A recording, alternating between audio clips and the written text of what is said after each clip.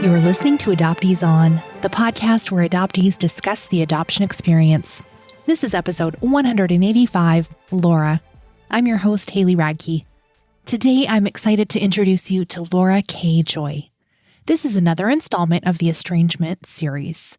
Lora tells us how she always knew she didn't fit in with her adoptive parents and how she made promises to herself that she would do things differently. Lora recounts a transformative moment where she grieved her adoption loss that changed everything. We unpack some of the things that led to her estrangement decision.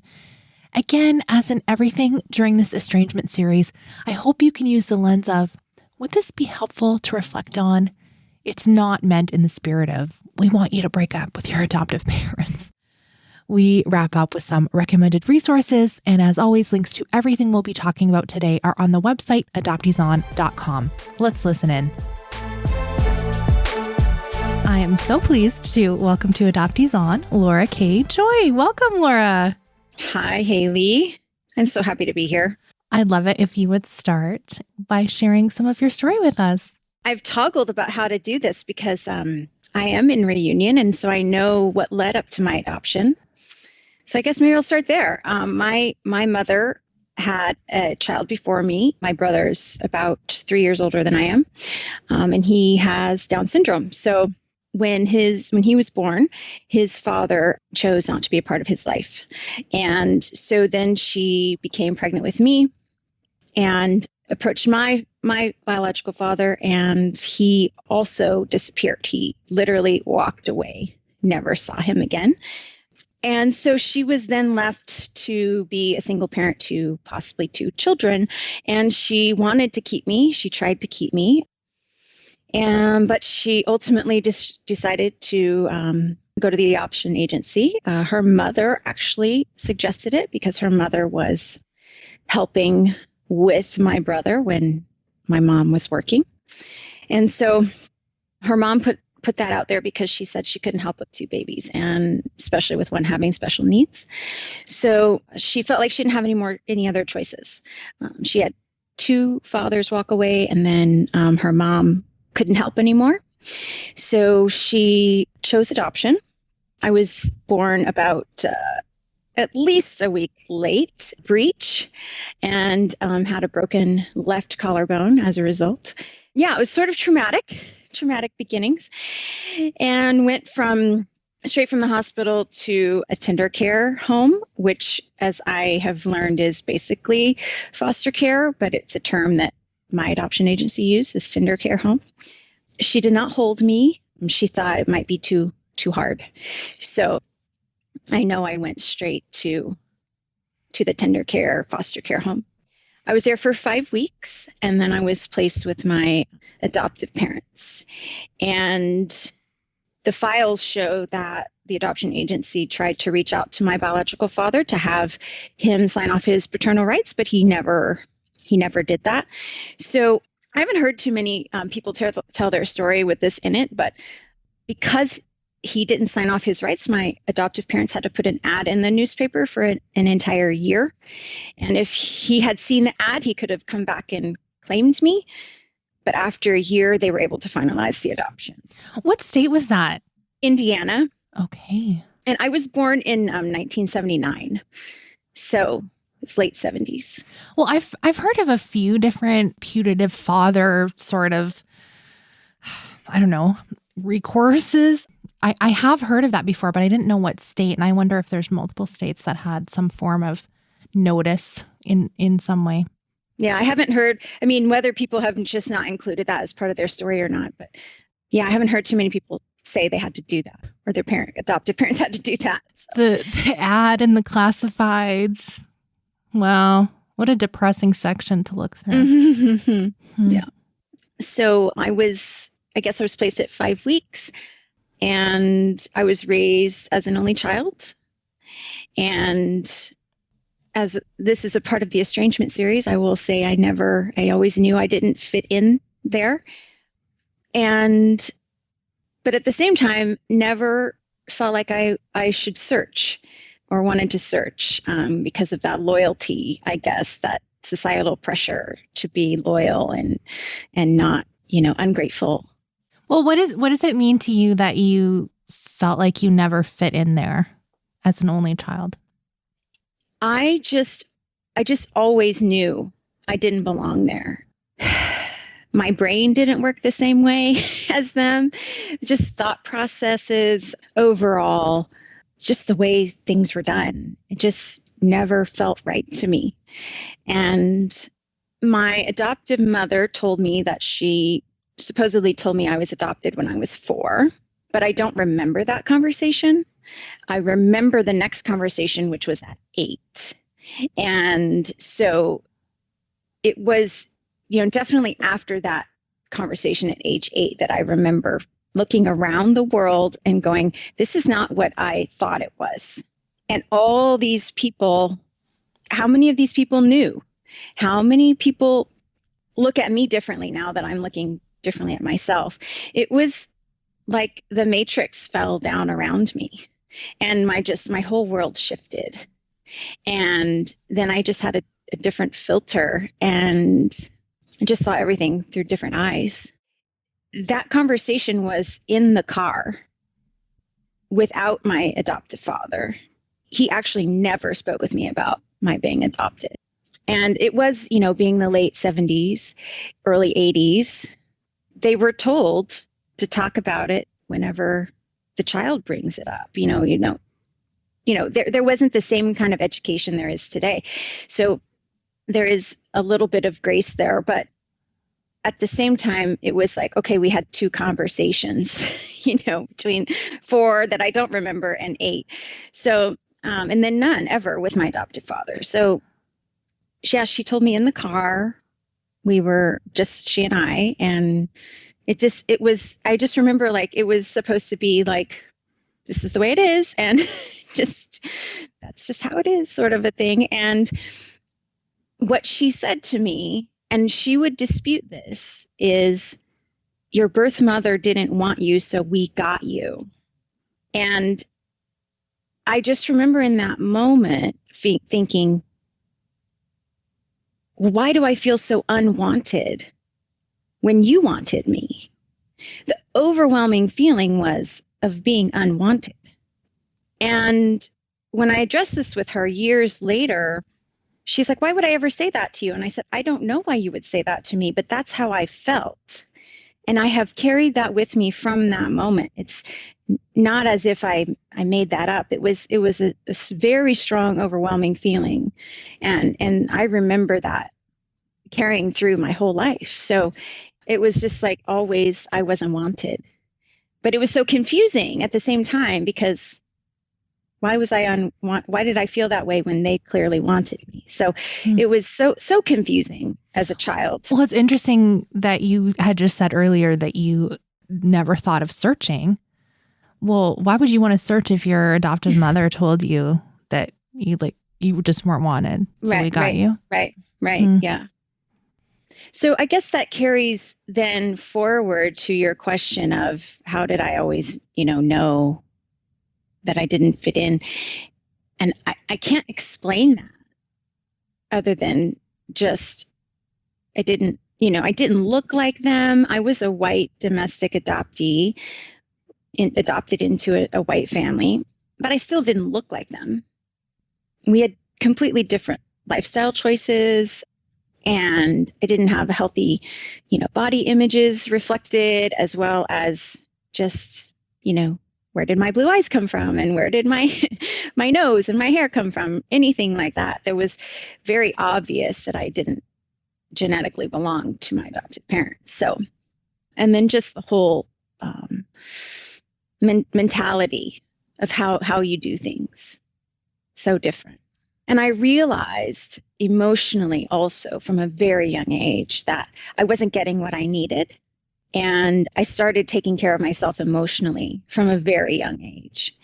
And I vowed and made mental notes my whole life about how to do everything the opposite of how I was being raised. I'm like, oh my goodness, your little self and mothering yourself, making that choice when you're so young. Mm-hmm. Yeah. Mm. Yeah. And having it be so clear inside of me, and then having to be this, different person externally to appear as if, you're being the loving, loyal daughter. Right. So I got to ask you, how much of this is you can look back and see that this is what you were doing versus during childhood? Did you feel this way? Like, it's pretty clear to you that as a young person, you were actually cognizant of these things. I was absolutely cognizant of doing everything the opposite. And I was absolutely cognizant of knowing I wanted something different and that I needed something different. And my whole life, this part is retrospective, and it's just being able to look back after therapy and being able to say that is total lack of attunement from my adoptive parents. And being able to name that and put language to it. And also realizing that as a child doing that for myself, I was completely inadequate. Children aren't supposed to parent themselves.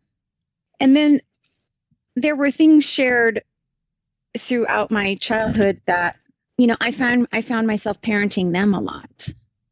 And like one example was in the 5th grade, we always had financial struggles, and money was always an issue. And there was some financial situation happening when I was in the 5th grade. And I have this very vivid memory of being on the back porch with my adoptive mother. She was having a cigarette, and she was stressing out about this financial situation. And I tried to comfort her. I tried to parent her by saying, well, at least we still have our house. And her response to me was, well, we barely have that. And from that moment on, I just worried about money all the time. And I went to school thinking I was going to be the homeless kid. I thought I was going to be homeless. Looking around at all the other kids and thinking, I'm going to be the homeless kid. That lasted for a few weeks, and that didn't ever happen. But it was the way it was communicated to me that it just scared me so bad. And then it was in that moment I vowed to, make sure I was financially stable in life. And that meant going to college, which no one in my family had done. So I knew I had to go to college, and I knew I had to be able to be secure for myself. So in a way, it was good that I was that determined and driven, but there's healthier ways to get there than that experience. I would say, yes. So that was one example. And just, over the years, my adoptive father never spoke to me really. Like, I don't remember any conversations with him, especially anything of importance. And he's just that type of person. He doesn't talk a lot. And except for he would get upset with me and yell at me if I upset my adoptive mother. He was always in defense of her. So anyway, So what did that look like in the teen years and young adulthood? Because you're talking about memories from very, very young and being really aware that these things are happening. And then even older, when a lot of us are starting to figure out identity and all these kind of pieces, what was that like for you? The teen years were, I remember feeling trapped, and I remember I just want to get out of here. I want to get out of this town, and I want to get out of, I just want to be independent. And so I got, I went to high school. I worked as much as I possibly could. Again, the financial burden that I carried was, still there. And so I would work as much as I could. I tried, I wasn't home very often because I, was trying to be busy. So I just tried to kind of do what I was supposed to do to get out of there, the time to pass the time to get out.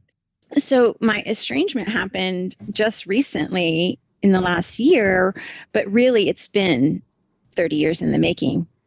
it was after I left for college that I didn't really go home after college. Like when I went to college, I went to college and came home this summer between my freshman and sophomore year. And then I never went back. And from that point forward, it felt very obligatory, the relationship. So, and it started to feel that way in the teen years as well. But as a teenager, you're still dependent. So you have to kind of get through. So what was the thing that happened a year ago that all of a sudden was like, okay, it's 30 years in the making, it's happening now? Like, what was that? Well, I can talk about that, but then I need to go back 13 years to 2008. Rewind us, Lora. Talk about 2008. Okay. Well, let me just say that before I was quote unquote out of the fog, because I do resonate with that term, and I know some people don't like it, but it does. It was very clear to me what that meant when I saw and read it. So it does resonate with me. But before that moment happened, when I met my husband, I used to say three things. I would say it always felt like she got me for her. Like I was supposed to take care of her emotionally. And I could never pinpoint why. Like it didn't make sense to me. That's how a mother-daughter relationship was or should be. So I would say that. I also would say, and I have never heard another person say this except for adoptees, is that I would feel relief when they died. And okay, saying that out loud, how does that feel for you? Oh, it feels good. I mean, it just means, I know it can, it sound, I was like, I don't wish them ill will. Uh-huh. I just would be relieved to not be obligated to them. Mm-hmm. And to do things that don't match how I feel inside because society says I should. So the third thing I would say before I was, quote, out of the fog was if people ever asked me, oh, are you going to search for your family? I would say, no, I am not going to search because I don't need more people to take care of in my life. Oh, that is interesting. That's an interesting twist on it. I don't hear that much. Yeah. I mean, it makes me think of April Dinwiddie, where she says, more people to love and more people to love me. And I had the exact opposite thought because that's what I thought family relationships were supposed to be. Like I was supposed to take care of everybody else emotionally. So why would I need more of that? Mm-hmm. You're finally getting to the age where you can be free of that and just worry about yourself. Right. Why are you going to add more responsibility back onto? Right. So I think that saying those things before I knew about relinquishment and adoption trauma is pretty telling. So that was sort of my mentality. And so what happened is in 2008, I became pregnant with my second child, a girl. And I was terrified to have a girl. And I had no idea why. I had our first child's boy. And I just always thought I'd be a boy mom. And I don't know why. I just thought that's what I was going to be. And so I found out I was having a girl and I was terrified. And I couldn't figure out why. So 2008, I'm halfway through the pregnancy and I'm figuring out that I'm not going to be, I can't get around this, I'm having a girl. Something is blocking me. Something is wrong with me that I can't, be excited about that. So, because I was so scared. So I decided to go to therapy for the first time in my life. So I went to a therapist in town and sort of just told her what was going on when I got there. And at the end said, oh, and by the way, I'm adopted, just as an afterthought, because I had never considered it as a problem before. And she's like, oh, that's what she honed in on. And I was just super lucky that she was competent in that. She said, well, there's there's some things there that we should look at. Have you ever done any work on adoption? I said, no, why would I? So she gave me a book to read. That book, in the first few chapters, a woman is talking about feeling this grief about where's my mom. As an adoptee, she's remembering this grief of where's my mom. And that hit me. It just washed over me. And this is in 2008, before I knew anything about IFS or any sort of therapy tools. And first time I'd ever been to therapy. So I'm reading this book. I read those 3 words and I am on the floor. I am bawling, just waves of grief washing over me. And I felt that I became sort of my infant self, my newborn baby self. And I had that emotion. Where's my mom? Where's my mom? And just grieving that loss. And it felt like I was on the floor for 45 minutes, just tears and streaming down my face. And my husband came in and he said, what's wrong? What's wrong? I said, I'll tell you when I'm finished. So I got up off the floor and it was as if I was a different person. I grieved. I held that newborn baby self, and I was then able to cradle her, and she was able to fold herself into me and be where she belonged, where she could be safe and that I could take care of her, and that we were both able to grieve that loss that we didn't even know was there. So then I was able to explain that to my husband, and I just thought that was how all therapy was supposed to work. I thought it was all supposed to be that transformative. I saw everything from a new lens at that point and just had more empathy for everyone in the world, and immediately did a 180 in my thinking and processing. And that was the big shift for me that really woke me up out of the fog.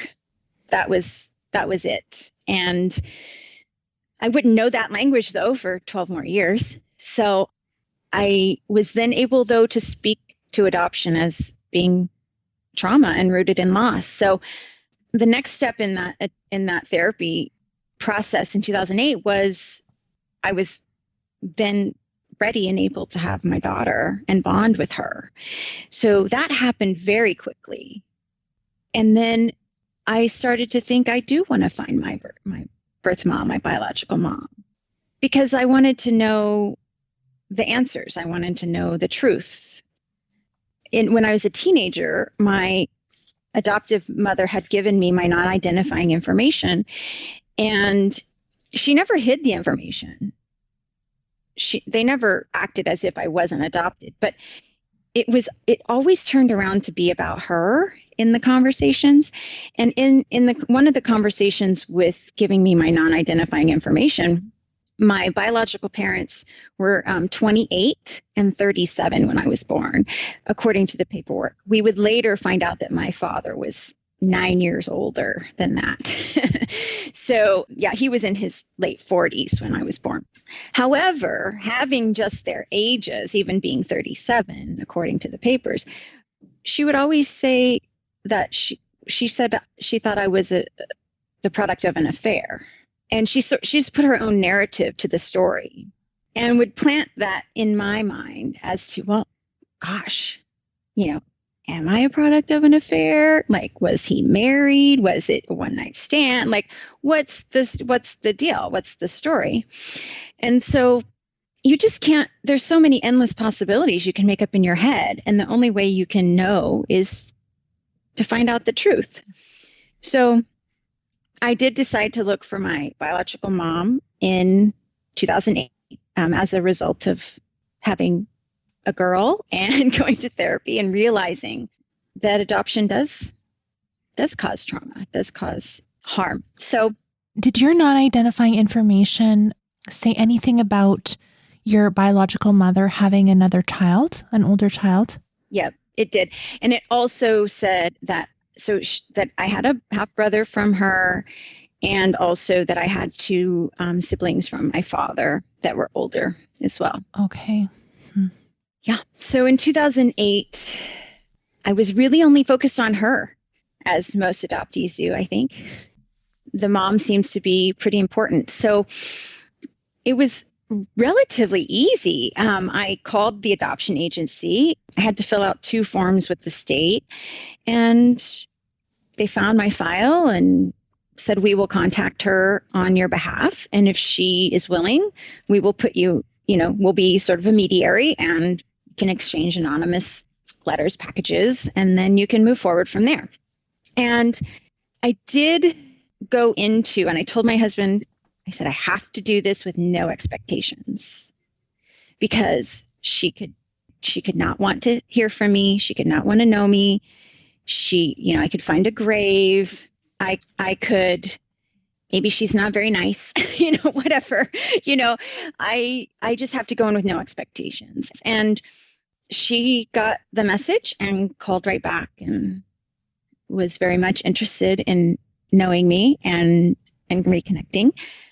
She did tell me that she thought it was 29 when I started to search. And she said, I thought by age 29, you weren't going to be coming looking for me. She thought I would have done it earlier.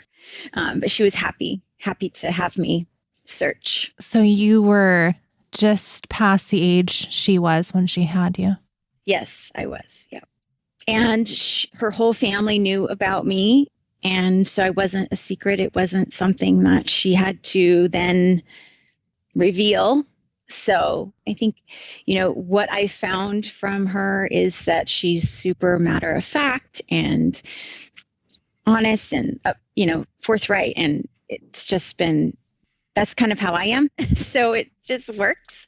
And I think she had, she had an adjustment time to get, we both did, to get to know each other. We started with emails after the initial anonymous exchange, and then phone calls, and then she came to visit, and we've had multiple visits and still in reunion today. So that's really good. Was your maternal grandmother still alive when you found her? No, she had passed exactly a year before. Yeah. And I do wonder about that. I wonder when I went back and I met all of her brothers. She's the oldest of 5. She has 4 younger brothers. And I met all of her brothers. One of them was sort of reminiscing. They said, oh, Mom used to say, I wonder whatever happened to that little girl. And so I don't know. I just ask because, I think a lot of us in that age range, I was born in 83, a lot of us had the grandparents had something to do with these decisions. So, Yeah.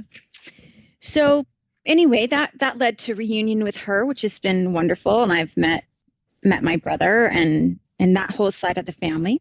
And that was it. Like, I thought that was it. I thought I was done with the work.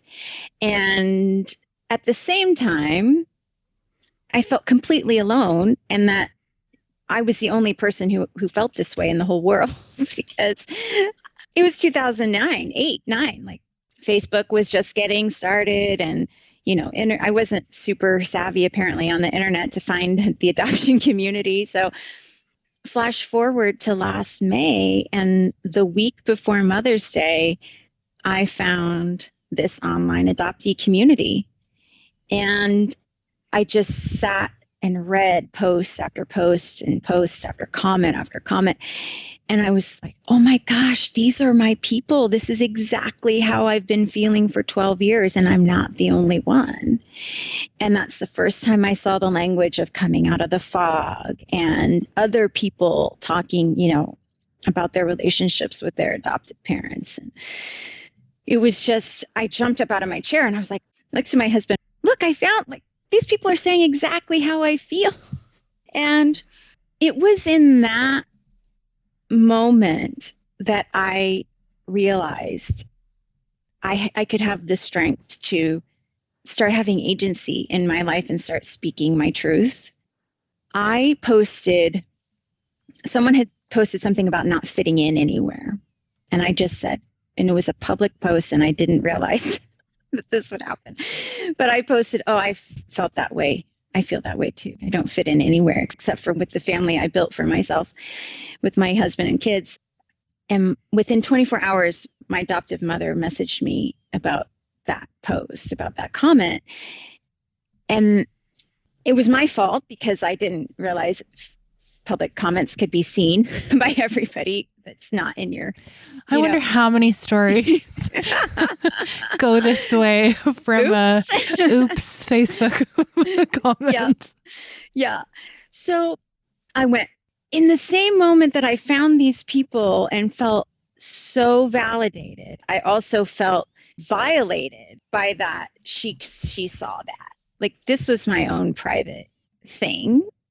So then I thought, okay, well, I'm just going to find the private Facebook groups for adoptees, and I'm only going to interact there and speak those honest feelings there. I immediately switched to the private groups.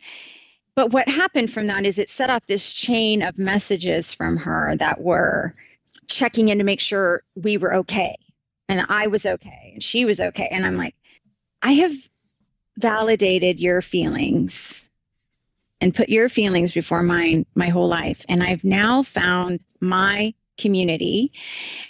And I know that what I have been feeling for the last 13 years is real, and it's okay. So within the week, she asked me twice if our relationship was over. And I just said, I need some time, and I'm not going to put your emotional well-being before mine anymore. So I sent that message, and I just left it there. And I found Leslie Johnson, who I have now been working with the whole time. And I found you through Leslie because I listened to one of her episodes on her website. And this whole time, I'm trying to have space with my adoptive parents. And when the first things Leslie asked me was, what do you want? Like, what do you want for your life? And I'm like, I'm allowed to say that? I'm allowed to say what I want? Well, I was just going to ask you, has anyone ever asked you that before? Or had that thought ever crossed your mind before? Yeah. No. Is that silly? Because there's so many of us, I think, that can relate to that so much. Laura, I really believe that. Like, we would never have thought that. Yeah, I'm allowed to have agency in my life. So that's what it took me probably 6 weeks of her asking me every week, what do you want? What do you want? And I was like, eventually I said, I want agency in my life. I want my outside world to match my inside world. And so I worked with Leslie through that. There's some parallel stories that happen here. This whole time, my adoptive mother is continuing to message me, even when I've asked her not to. And Facebook Messenger, as you know, you get that little dot that tells you when someone's read the message. And so I knew as soon as she would see that dot that her clock was ticking for me to respond. And I just felt that hanging over my head. And about every 2 weeks, I would get another message from her, fishing. And I just wouldn't respond. This part of the story, then it leads to the next, is in this time, I'm learning about IFS. I'm listening to your episodes on that. I'm reading some books about it. I explained to Leslie that sort of experience I had with my newborn self in 2008. I said that to me felt like IFS, but I'm not sure if it really was because it just sort of happened. And I had this memory of myself when I was about 5. And I was at the daycare, and for some reason, this memory had just stuck with me.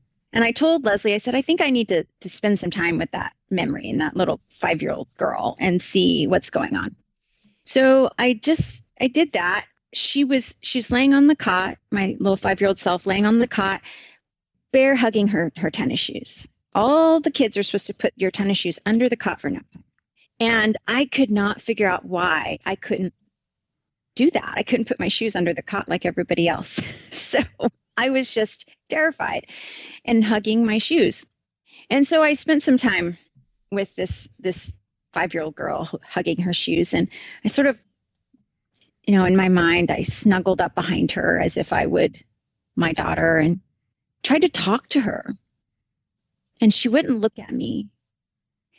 And I just kept trying. And eventually, I don't know what made me say this, but I said, it's okay. You don't belong here. And that's what made her turn around and look at me. And it was with relief that she looked at me. And it was in that moment that it wasn't just that I didn't belong with my adoptive parents. I didn't belong in anywhere in that adoptive family. So I spent some, more time with my 5-year-old self. And again, told her it was going to be okay and that I was going to take care of her from now on and that she belonged with me. And again, she was able to curl herself into me and be safe. And that opened up this floodgate of, I never belonged there. And it was that process of thinking about the entire family, extended family and whatnot. So it gave me more, I guess, strength to set firmer boundaries. And so I messaged my adoptive mother and I said, I need you to stop communicating with me on Facebook Messenger. If there's an emergency, you can text me on my cell phone. Within 20 minutes, I had a voicemail from her saying that, I've been wanting an answer and I think you gave me the answer. And as far as I'm concerned, and especially your dad, there won't be any emergencies. So I got the voicemail and I wrote it down word for word and then I deleted it and I felt freedom. I felt free. And I think I had built up this, I have to quote unquote break up with my parents or something as this big conversation or this big hard thing. And all I had to do was set boundaries that they couldn't respect. So I texted a friend of mine after this, a friend of mine who knows sort of my journey and knows the history. And I said, it's the relief I thought I would feel when they died. And she said, but that's not you. That's not how you do things. You make things happen for your life and for yourself. And they weren't an anchor grounding you. They were an anchor pulling you underwater. And that was so validating for her to say to me. So as I tasted that bit of freedom, I thought, I can't ever go back to the way it was. But I was also bracing myself because I knew that wasn't the last time I would hear from her. I got another text message in October that was basically, can we talk? We're your past. And I texted her, I debated, do I engage or do I just reestablish the boundary? And I decided I would just start with reestablishing the boundary. So I just texted back, I've asked you not to communicate with me right now. And her immediate response was, I'm done. And I'm like, well, okay. I thought you were done 2 months ago. Okay. So then I get another message the week before Christmas that says in a text something like, can you just let me know if our relationship is over so I can mourn you and move on, or grieve and move on or something. And I'm thinking, I think it's pretty clear. So it felt like she wanted me to be the bad guy. She wanted me, I'm setting boundaries. This is the way it's going. But you want me to say the words so that you can you can say, well, she said that. That's what it felt like. It felt like a setup to me. And I just let it go. I just thought, no, I don't need to respond to that. And through, Leslie's guidance, she's like, well, your actions are speaking pretty loudly, right? And so pretty early on, before Christmas, I did say to my husband and Leslie, I said, I feel like I need to communicate, to change your power of attorney, please, because I am an only child, so it will default to me. And so I didn't want any medical emergency that or anything like that to come up where I would be the first phone call. So I sat with that for a while. And so the text message at Christmas, and then she texted me happy birthday the day before my birthday, which I'm like, if you're going to text me when I've asked you not to, at least text on the right day. So I think end of January, I decided I was starting to have that sort of emotional worry about when's the next text message going to come. And so I decided I have to block them on my phone too. So end of January, I decided to do that. And it was like, well, I can always unblock them. If it doesn't feel good, I can always undo that. And so I did. I blocked them on my phone and also email. And it felt even lighter. It felt even better that I was like, okay, now I don't have to worry about every time my phone buzzes, is it going to be a message from them? And I'm still just sitting with it. And I decide 1st of March, I need to send a letter that just says, please change your power of attorney. It would be better for you to change your power of attorney and inheritance, whatever. And I think I phrased it something like, I've pretended there was a connection for longer than there really was. And I needed to send that for myself. It didn't matter how they responded or if they did, because I needed to communicate that final boundary. My kids are now 12 and 15 at the moment, and they've been on this journey with me. They know most of this story. And I was going to sign the letter, please do not contact me or my family further. And I wanted to let them know about that because they are old enough to communicate on their own if they wished to. And my husband wanted to make sure that they knew it wasn't something that we came to lightly, or it wasn't just a flippant decision. It was something that had been sort of coming. And I asked them, I said, do you guys want to be included in that? Please do not contact me further. And they both said, yeah, it's fine. And I said, okay. And if they change their mind, one has a cell phone, one will have a cell phone soon. They can start communicating if they like. And going back to 2008, I think part of the reason I didn't set this boundary then is because I felt like I couldn't do it with babies. I couldn't take grandchildren away from their grandparents and vice versa. I had to maintain this obligatory relationship because I would be a horrible person for doing that, right? I would be the horrible mom for taking the grandkids away from the babies or the grandkids away from the grandparents. So I don't know. I just felt like I had to keep that up. But then what I did was I spent 12 years protecting my kids emotionally. And, now they can understand. They're at ages where we can have conversations about why and how. And so, yeah, I think that's why it took me so long to get to that point, because I felt like I had to. And I also didn't have the strength of this community. So thank you for sharing that. There's so many painful parts of that, and hearing the responses to your requests that were very quick, and they sounded really angry and off the cuff and stuff. It made me think of, how much work Lora has undertaken in, we're talking about years of therapy and, building up all these tools and skills. And I love how you talked about IFS, and we have episodes on that. If you go and search IFS on the Adoptees On website, that talks a little bit more about that. But, that remothering your baby self or your 5-year-old self. And I saw you write something somewhere about your 10-year-old self and those kinds of moments.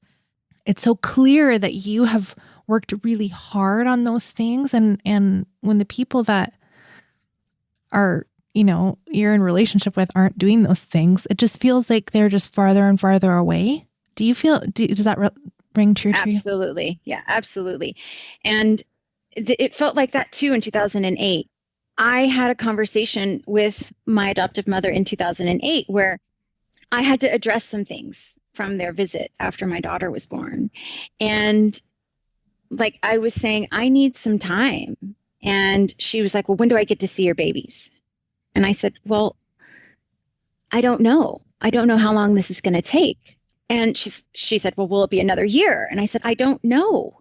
And what you're telling me is that you care more about seeing my kids and yourself than you care about me.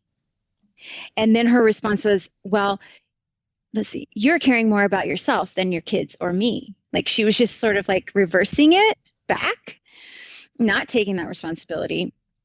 And she said, oh, my doctor suggested I go to therapy.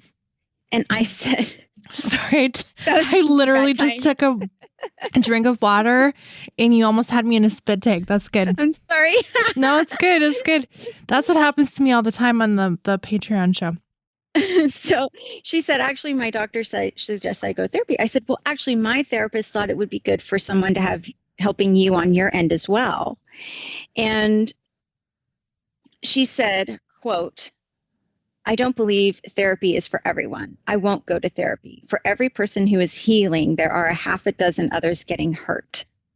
And I just thought, well, that's not what the work is about. It's not about hurting other people. It's about healing yourself. And then you change, you grow, you heal, and then you are a different person. And you live your authenticity and your truth. And the people who have been in your life don't like that change and that growth. And they can't see it and appreciate it. So that was her response to me in 2008 about that. So it same sort of thing. And I look back and it's so clear to me now. It's so clear. And that there's not been any change between 2008 and 2020. And so in 2021. And so when you know something and you see something and you know it's the truth and you know it's just on a cellular level, you can't unknow those things. You can't undo those things. And when I got that message at Christmas, I thought, I have worked so hard to get to this point. It's not worth undoing that work. Mm-hmm. And ultimately, if I were to sum this up in like a sentence, I would say it mattered that I was raised by strangers from the beginning. And this estrangement feels like I'm rebuilding the life I should have always had. It sounds to me like as we wrap up, and we're going to do recommended resources right away, but that you have very much come from a position of empowerment. So making these decisions, through therapy with guidance from a therapist, and it didn't come as a big surprise to you that maybe this was the decision that was coming, but it sounded very measured and things. And similarly, some of the other guests we've had on the Estrangement series and some of the other, adoptees that messaged me and things, I haven't yet had this big, we were estranged after this massive fight, or, it's just like these little things here and there that just build up. And eventually you just decide, can I choose me first? Is that okay? Yes. And it's exhausting. I just knew I would have to keep reestablishing these boundaries for the rest of their lives. And that's exhausting. I don't need to do that. That's more emotional work for me. Well, and you had mentioned that you were spending time protecting your kids or undoing things after visits and things. I'm kind of reading into that a little bit, but that just feels okay. This is relatable. This series, this is the series that's taken the most out of me. But there's been decisions that I've made similarly with my guidance of my psychologist, et cetera. And when you talk about this obligation for providing your kids with access to their grandparents or whatever, there's questions underneath that. Why? Why is that so important? Is it important to you? Is it really? Is this another thing that's this society's expectation that you provide grandchildren for the next, like, all of those things. It's just like, I think the permission I want people to hear is like, you have permission to think about that question. And I would recommend too, that you would explore it with a therapist, if that's something that's on your mind, or if that's the thing that's like this obligation that's holding you somewhere that maybe you don't want to be. Yeah, I 100% agree with that and relate to that. And I will add, even just making phone calls on holidays, Father's Day, Mother's Day, Christmas, anytime, birthdays, it's 5:00. I better call. Happy birthday. Like there was never any like joy behind that. It was all because I had to. So I ask myself now, and I've tried to expand this beyond my relationship with my adoptive parents, is, do I have to do that? Is it because I should do that? Or is it because I want to do that? And there's a difference. And it's okay to have agency in your life. You are allowed to have agency in your life, and you are allowed to speak your truth and live it. And that, I hope that this is an empowering story for people.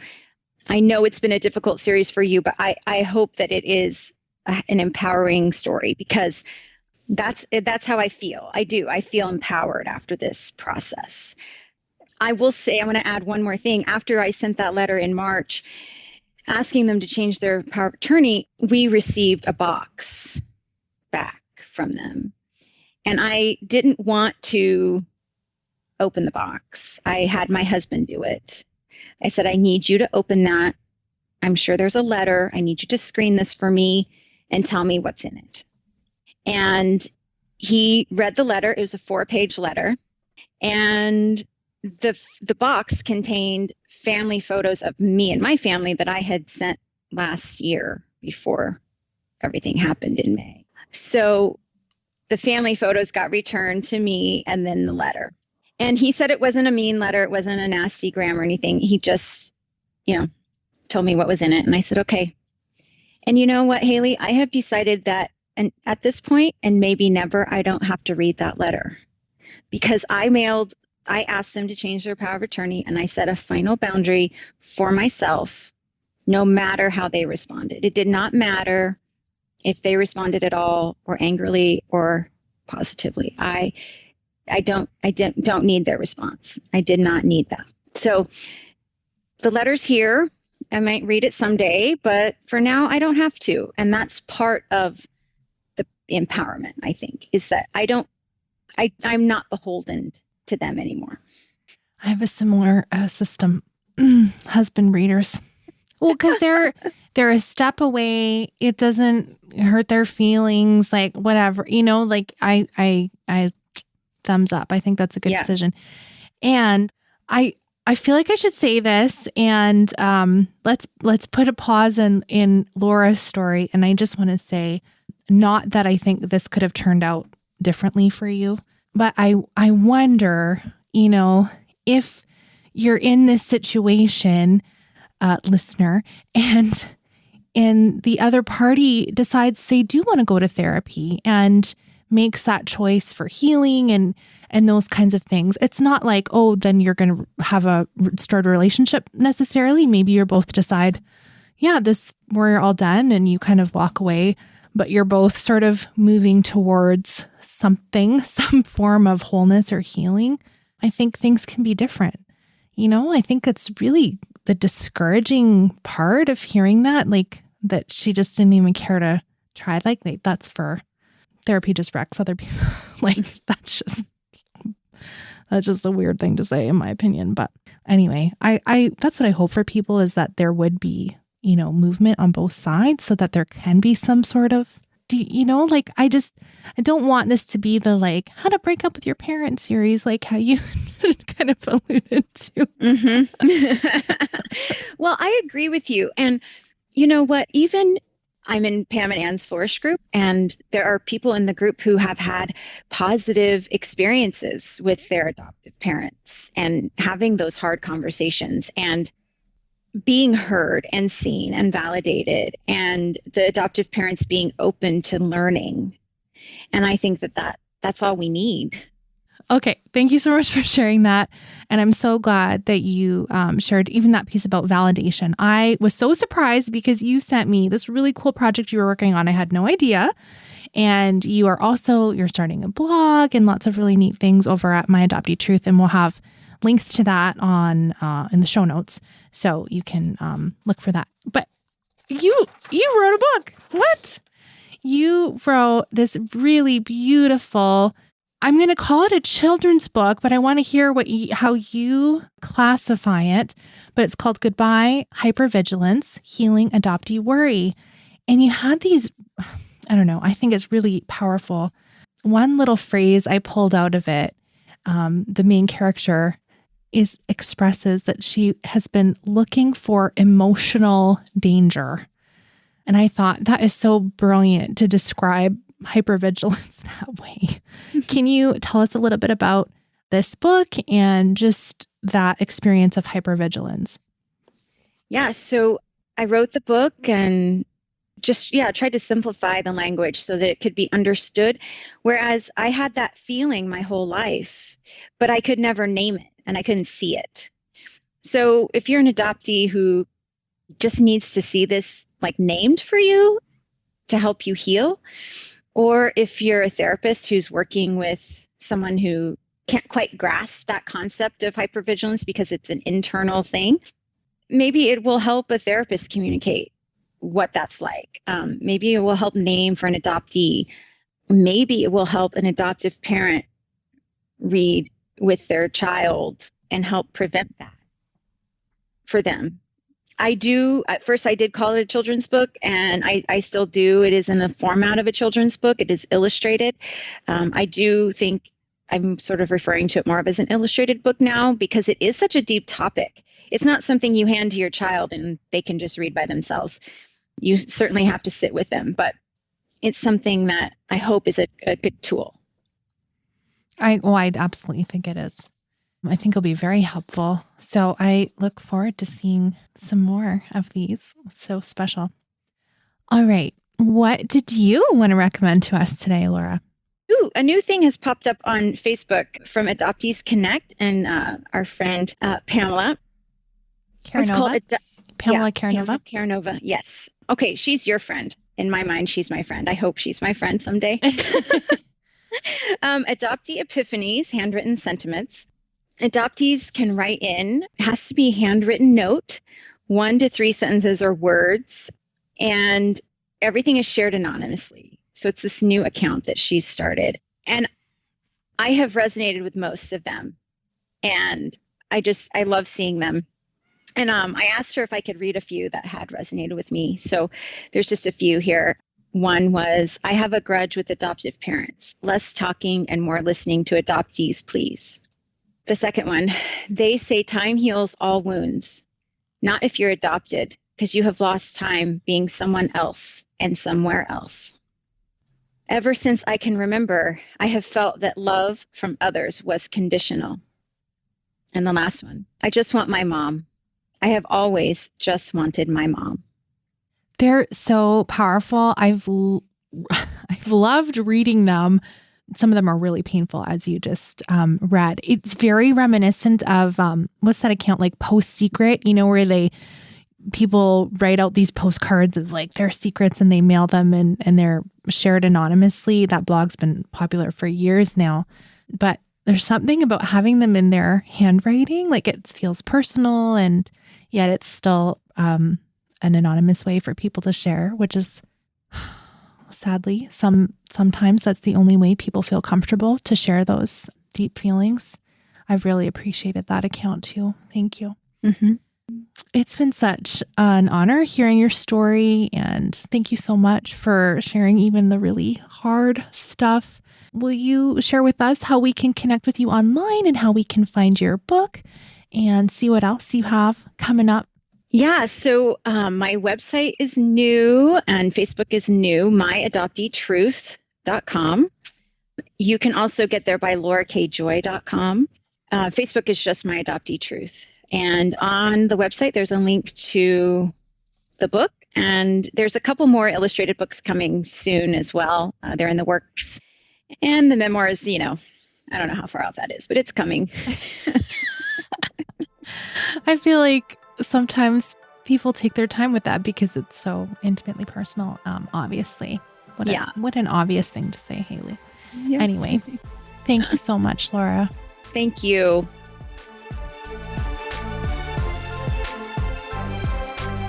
All right, my friend, that was likely our last episode in the Estrangement series for a little while. I may do a few more of them in the fall if that is requested. I can certainly do that. I had a couple other guests that I was considering talking to about it, but we've sort of put a pin on recording for now because of, I just happen to live in the province that has an explosion of cases right now. And so my kids are online schooling. If you didn't hear that in a previous episode, they're at home. So it's put a little damper on recording. So we're wrapping up this round of the show a little early to go on summer break, but we'll be back in the fall, of course, with regular weekly episodes. And in the meantime, if you just need more Adoptees content, you can always support the show on Patreon. That money goes to keeping this show free and available for everyone. And so I'll never put Adoptees On behind a paywall. I do have the second podcast, Adoptees Off Script, as a thank you to my Patreon supporters. And if you go to adopteeson.com/partner, you can find out how to join there. And I have so much fun recording off script. It is very unedited, candid Haley. We talk about lots of different topics, and we've been doing a monthly book club, which has been such a gift. Sometimes the author joins us. Sometimes we do a roundtable with fellow adoptee readers, and it's just been wonderful. And if you can't be with us live, we drop the recording of the audio right into your podcast app of choice. So it's easy peasy. It's so great. Easy way for you to connect with more adoptee authors and adoptee produced work in this world, which of course we are always cheering for. So a couple episodes left before we wrap for summer break. Thank you so much for listening. Thank you for supporting the show. I have so many new Patreon supporters. I'm so grateful. And without you, I can't keep doing the show. So you got to keep supporting it if you want the show to live. That's just how it is. So adopteeson.com/partner. And let's talk again next Friday.